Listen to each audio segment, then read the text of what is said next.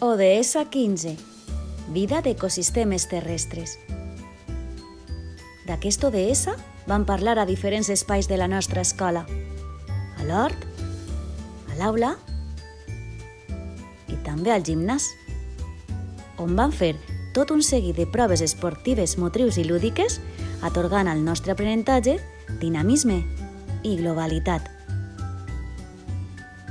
Ara entenem millor el perquè de la promoció dels transports elèctrics, de l'ús de les bosses biodegradables o reutilitzables quan anem a comprar amb la nostra família, el fet de tancar l'aixeta després de llevar-nos les mans, de tindre cura de la natura quan anem a visitar-la i respectar els animals i les plantes que allí hi viuen, i de no llançar res al terra que la puga contaminar.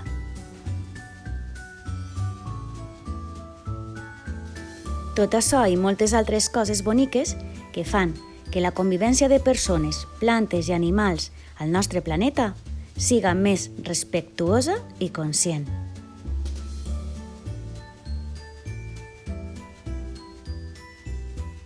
I tu, vols contribuir a un món millor? ODS 15. Vida d'ecosistemes terrestres.